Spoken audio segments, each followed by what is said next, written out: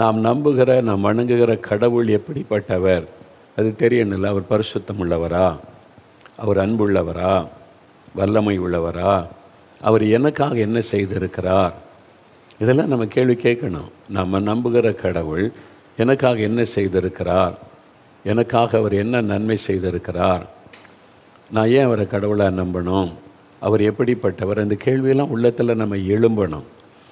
இல்லை அது ஐதீகம், அந்த பரம்பரை அந்த காலத்துலேருந்து சொல்கிறாங்க. அந்த நம்பிக்கை, தவறான நம்பிக்கை சாபத்துக்குள்ளாக்கிவிடும்.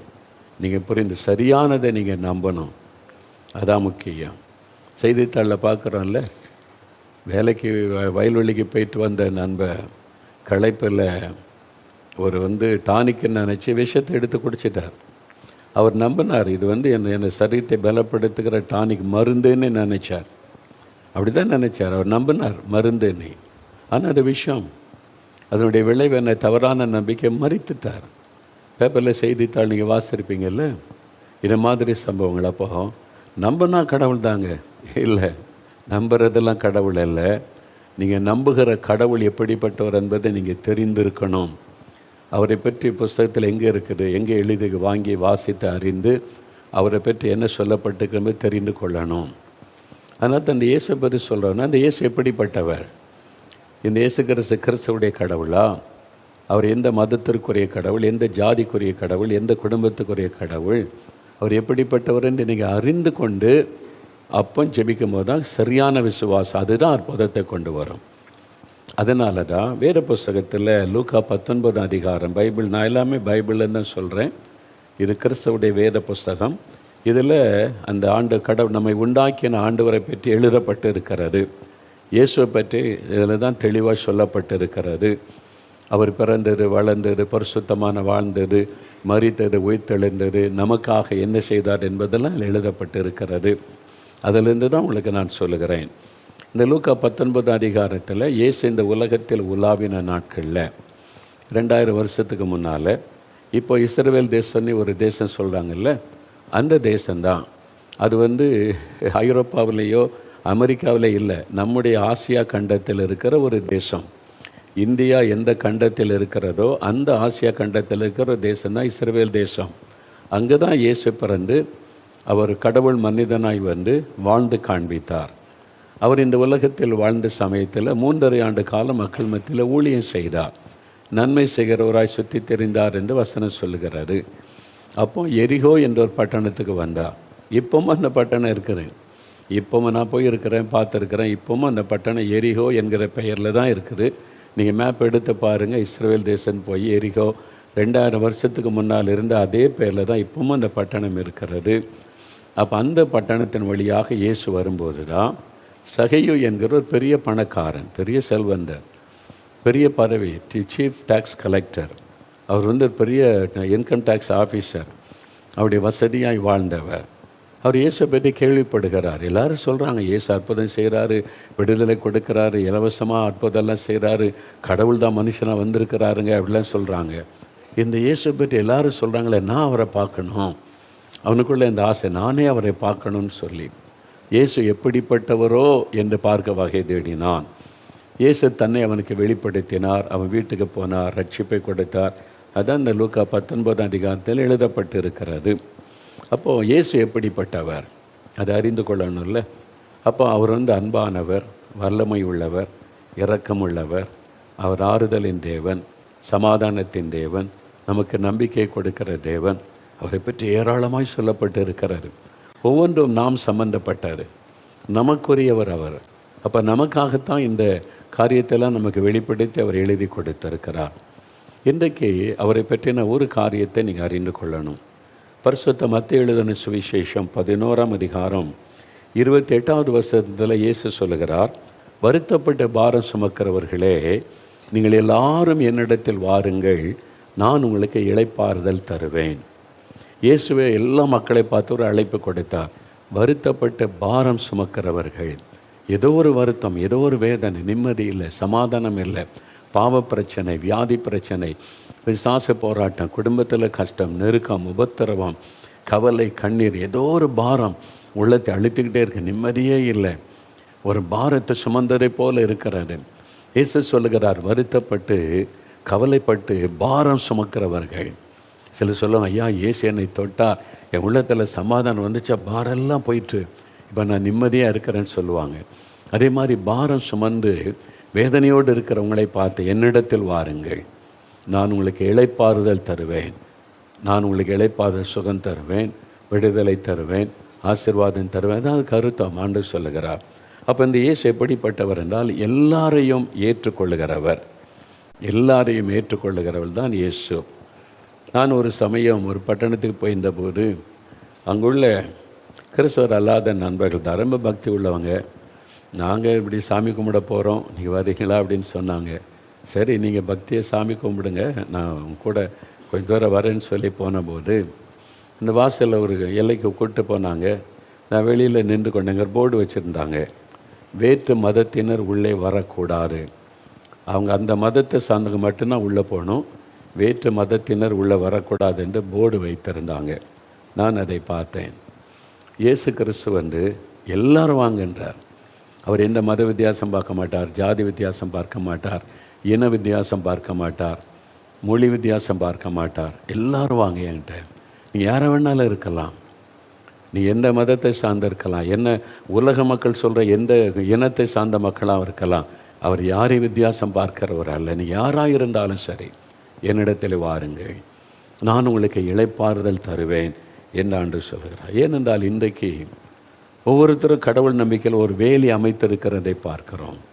இது எங்கள் குல தெய்வம், அதில் வேலி வைத்து எங்கள் குலத்துக்குரிய எங்கள் ஜாதிக்குரிய தெய்வம், இது எங்களுடைய குடும்பத்திற்கான தெய்வம், எங்கள் ஃபேமிலிக்கு தான் சொந்தம், இது எங்களுடைய மொழிக்குரிய தெய்வம், இந்த மொழி லாங்குவேஜ் எங்கள் மொழிக்குரிய கடவுள் அப்படின்னு ஒரு போட்டு மற்றவங்களுக்கு கிடையாது, எங்கள் மொழிக்குரிய கடவுள்.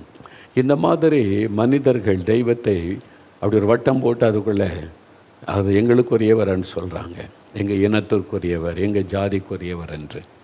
இயேசு அப்படிலாம் அடக்கி வைக்க முடியாது. இயேசு எல்லாருக்கும் பொதுவான கடவுள். அதனால் தான் எந்த நாட்டுக்கு போங்க, இயேசுவை ஆராதிக்கிற மக்களை, இயேசு என்கிற பெயரிலேயே அவர் ஆராதிக்கிற மக்கள் எல்லா தேசத்திலும் இருப்பாங்க, எல்லா நாடுகளிலும் இருப்பாங்க. ஏனென்றால் அவர் மொழிகளுக்கும் அப்பாற்பட்டவர், அவர் எல்லாரையும் நேசிக்கிறார், உங்களை நேசிக்கிறார். நீங்கள் கொஞ்சம் யோசித்து பார்த்தாலே போகிற, உங்களை அவர் நேசிக்கிறார். நீங்கள் அவர் இயேசுவேன்னு சொன்னால் அவங்களை வித்தியாசமாக பார்க்கவே மாட்டார். நான் தானே உங்களை சிருஷ்டித்தேன், என் பிள்ளைகள் என்னை நோக்கி கூப்பிட்றாங்க அப்படின்னு தான் பார்ப்பார். அவர் உங்கள் மேலே அன்பு உள்ள பாசமுள்ள ஒரு ஆண்டவர். அதனால் எல்லாருக்கும் உரியவர். அவர் சொல்கிறார், எல்லாரும் என்னிடத்தில் வாருங்கள் இளைப்பாறுதல் தர. என்ன இளைப்பாறுதல்? எது நம்மளை பாரமாய் பாதித்து இயேசுகிட்ட வரும்போது என்ன இளைப்பாறுதல் கிடைக்கிறாரு? யார் எல்லாரும் ஏற்றுக்கொள்ளுன்னு சொல்கிறாரு, எல்லாரும் ஏற்றுக்கொள்ளுவாரா அப்படின்னா ஆமாம். முதலாவது, அவர் பாவிகளை ஏற்றுக்கொள்ளுகிறவர் இயேசு. ஒரு மனிதன் பாவம் செய்துட்டா சில சமயம் உங்கள் குடும்பத்தாரை ஏற்றுக்கொள்வதில்லை. இவரோட வாழ முடியாதுன்னு சில மனைவி பிரிஞ்சு போயிடுறாங்க. இவர் எனக்கு அப்பாவே இல்லை, குடிச்சு எல்லாத்தையும் அழிக்கிறான்னு பிள்ளைகள் ஏற்றுக்கொள்வதில்லை. சொந்தக்காரங்க பந்தங்கள் பார்த்த விலகி மூஞ்சி திருப்பிட்டு போயிடுறாங்க, இவர் யாரும் இந்த ஆள்கிட்ட சரியில்லை அப்படின்னு சொல்லி. ஆனால் இயேசு அப்படி போவாரா? மூஞ்சி திருப்பிட்டு போவாரா? இல்லை, நான் உன்னை நேசிக்கிறேன். அவர் பாவிகளையும் நேசிக்கிற ஒரு ஆண்டவர், பாவிகளையும் ஏற்றுக்கொள்ளுகிற ஒரு ஆண்டவர். ஒரு சமயம் பாருங்கள், ஒரு சகோதரோடு நான் பேசி கொண்டு இருந்தபோது அப்படி வாழ்க்கையில் நிறைய பாவ பிரச்சனை. ஒரு சகோதரி சாட்சி சொன்னார்ல, 25 வருஷமாக குடிகாரனவே இருந்துட்டு அலைஞ்சிட்டேன். அது மாதிரி மதுபான பழக்கம், சூதாடுகிற பழக்கம், அது இல்லாமல் இன்னும் சில பழக்கங்கள், பாவ பழக்கம், அது மாதிரி இருந்த ஒரு சகோதரர். அவரோடு பேசும்போது சொன்னேன், இதெல்லாம் போகணுமானா இயேசுவை ஏற்றுக்கொள்ளுங்க அப்படின்னு சொல்லி நான் அவரோடு பேசினேன். இயேசுவை ஏற்றுக்கொண்டுட்டா இந்த பாவம், சாபம், இந்த கிரியில்தான் உங்களுக்கு விடுதலை கிடைச்சி நிம்மதி கிடைக்கும் என்பதாய் பேசினேன். அவர் நான் பேசுகிறதெல்லாம் கேட்டுக்கொண்டு இருந்துட்டு என்னை பார்த்து சொன்னார், ஐயா, நான் இயேசுவை ஏற்றுக்கொண்டது பெரிய விஷயம் அல்ல, என்னை இயேசு ஏற்றுக்கொள்வாரா? நான் அவ்வளோ பெரிய பாவி, என் குடும்பமே என்னை ஏற்றுக்கொள்ள மாட்டேங்கிறாங்க, என் சொந்த பந்தங்கள் மூஞ்சி திருப்பிட்டு போகிறாங்க, அவ்வளோ பெரிய பாவி நான் செய்யாத பாவம் இல்லை, வெளியே சொல்ல முடியாது, என்ன இயேசு ஏற்றுக்கொள்வாரா? அதான் அவருடைய கேள்வி. நான் சொன்னேன், எவ்வளோ பெரிய பாவியாக இருந்தாலும் இயேசு அவங்களை ஏற்றுக்கொள்ளுவார். நீ பாவியாண்ட வராதனை புறம்பே தள்ள மாட்டார். இயேசு சொல்லுகிறார், என்னிடத்தில் வருகிற ஒருவரையும் நான் புறம்பே தள்ளுவது இல்லை. யாராக இருந்தாலும் அவர் புறம்பே தள்ளுவது இல்லை.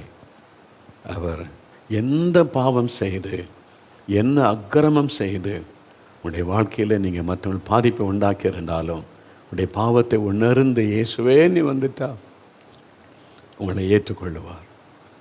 தன் பாவத்தை மறைக்கிறவன் தான் வாழ்வடைய மாட்டான். அது இயேசுவிடத்தில் வந்து, ஐயோ நான் பாவம் செய்துட்டேன், இயேசுவே மன்னிச்சிருங்கன்னா அந்த பாவத்தை மன்னித்து எல்லா அநியாயத்தை நீக்கி நம்மை சுத்திகரித்து புது மனிதனாய் மாற்றி விடுவார்.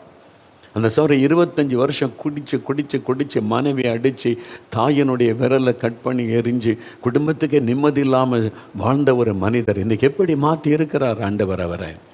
அவரை மன்னித்தார், தன் பிள்ளையாய் சேர்த்து கொண்டார், வாழ்க்கையை மாற்றினார். இன்றைக்கி மனைவி பிள்ளைகள் குடும்பத்தோடு எவ்வளோ சந்தோஷமாக இருக்கிறார். அதுதான் இயேசு. அதுக்கு தான் இயேசு வந்தார்.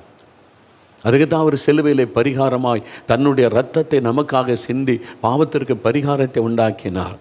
நீங்கள் பணம் கொடுத்தெல்லாம் பரிகாரம் செய்ய முடியாது. இயேசுடைய ரத்தம் அதற்காக சிந்தப்பட்டு அவர் விலை கிரயத்தை கொடுத்துட்டார். அவர் சொல்லுகிறார், நீ பணமும் கொடுக்க வேண்டாம், உன்னை வருத்தப்படுத்த வேண்டாம், உன்னை காயப்படுத்த வேண்டாம், ரத்தத்தை சிந்த வேண்டாம். நான் உனக்கு பதிலாக ரத்தம் சிந்தி உனக்கு பாவத்திற்கான பரிகாரத்தை உண்டாக்கி விட்டேன், நீ விசுவாசித்து வந்தால் போதும். அவ்வளோதான் இயேசு சொல்லுவார். ரொம்ப சிம்பிள் இல்லை? அப்போ இலவசம். உங்கள் வாழ்க்கையில் இன்றைக்கு சகோதரனே மனசாட்சி குத்துகிறது, வாதிக்கிறது, நான் இந்த பாவத்தில் இருக்கிறேனே, விட முடியலேனே. இயேசு உங்கள் மேலே அன்பாக இருக்கிறார். நீ வா மகனே, மகளே, நீ வா, நான் அவனை ஏற்றுக்கொள்ளுகிறேன், உன் பாரத்தை நான் மாற்றுகிறேன். அவர் எல்லாரையும் ஏற்றுக்கொள்ளுகிற ஒரு ஆண்டவர், எல்லாரையும் ஏற்றுக்கொள்ளுகிற ஆண்டவர். அவர்கிட்ட வர யாரும் உங்களை தடுக்க முடியாது, யாரும் போர்டு வச்செல்லாம் தடுக்க முடியாது. இயேசு கிறிஸ்து உங்களை யாரானாலும் வரலாம் என்கிட்ட, நான் அவங்களுக்கு இளைப்பாறுதல் தருவேன்னு சொல்லுகிறார். நான் அவரை வெறுத்தனே, அவரை கேவலமாக பேசினேனே, எனக்கே ஒரு அற்புதம் செய்தார். இயேசுவை கேவலமாக பரிகாசமாக பேசின ஒரு துரோகினா அதுக்கு மன்னிப்பு கூட கேட்கல அவரிடத்தில். ஆனாலும் எனக்கு அன்பு காண்பித்து என்னை சுகமாக்கி எனக்கு புது வாழ்க்கை கொடுத்தார். அவரை மாதிரி நம்மளை நேசிக்க இந்த உலகத்தில் யாரும் இல்லை. அவர் உங்களை அவ்வளவு நேசிக்கிறார்.